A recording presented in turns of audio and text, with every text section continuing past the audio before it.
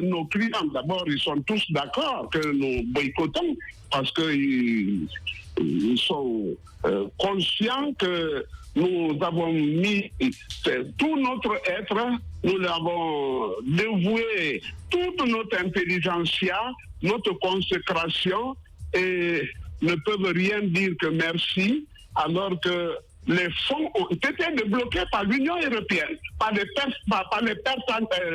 partenaires. L'ancien ministre... Sauf que quand on suit... Oui, bien sûr, maître, quand on est... pu être dissipé, on a pu écarter ce volet. Bien, on veut bien entendu. Voilà, moi j'entends bien ce que vous venez de dire, que des fonds ont été débloqués par des partenaires comme l'Union européenne, sauf que ce n'est pas ce que croit savoir le garde des Sceaux Alphonse Chalouette, qui dit que pour l'instant c'est la Guinée qui supporte elle seule, toute seule, les charges financières liées à l'organisation de ce procès. Et apparemment, donc de toute évidence, il n'existerait pas de lignes pour l'instant disponibles pour prendre en charge votre demande d'aide juridictionnelle. Qu'en répondez-vous? M.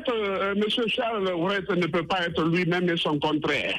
Lorsqu'il avait mordicus annoncé la tenue de ce procès pour le 28 septembre, je crois que j'étais intervenu pour dire que l'État n'était pas dans toutes les dispositions et que même à l'ouverture de ce procès, les travaux se poursuivaient.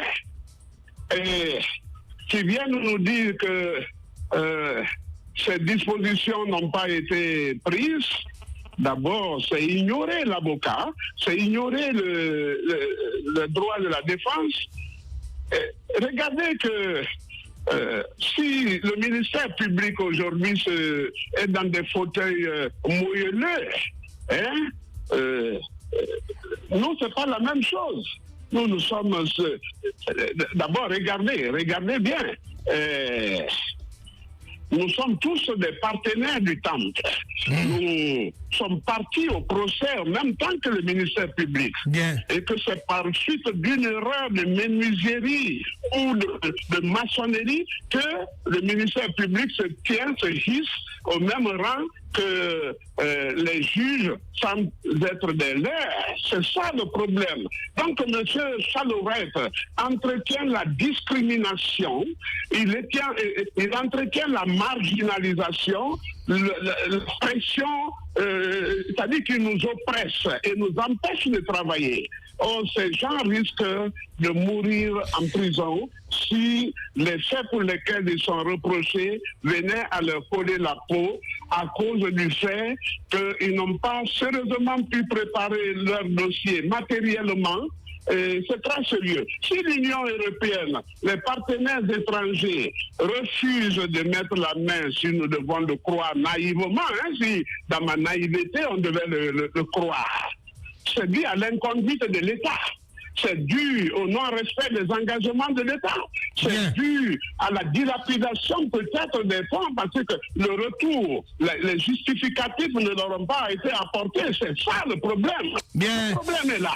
Le problème est là. Voilà. Maître Paul Yomba Kourma, représentant des avocats constitués dans le procès des événements du 28 septembre, direct d'Amirador. Gareth Girassi. Oui, maître, d'aucuns estimeraient que votre démarche relève de la pure diversion, d'autant plus que cette aide juridictionnelle pouvait être concoctée avant même le démarrage ou bien le début du procès en question. La question, pourquoi attendre maintenant pour justement sortir les griefs alors que vous aviez la possibilité de concocter cette aide juridictionnelle bien avant? C'est une question qui se discutait dans le secret. Elle n'était pas ignorée. Des promesses insolites étaient toujours données, vu le temps qui urgeait. Et puis nous avons essayé de matérialiser ça par une lettre.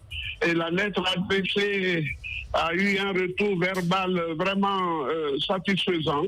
Le ministre promettait de régler cette affaire parce que le procès ne devait pas être arrêté pour cela. Le bâtonnier même a été mis à contribution pour cela aussi. Nous avons déjà, une fois fait suspendre l'audience pour leur dire que nous sommes là, nous sommes nous veillons et que nous n'exerçons pas une œuvre philanthropique. Nous ne sommes pas des ONG à but non lucratif. Nous sommes des avocats, nous avons des charges salariales, nous avons des charges fiscales, nous avons des charges fonctionnelles. C'est-à-dire que nous avons des dépenses incompressibles. Ouais. Et nous avons un manque sérieux à gagner. Et voilà. Donc, ce n'était pas ignoré, mais ça se discutait entre professionnels.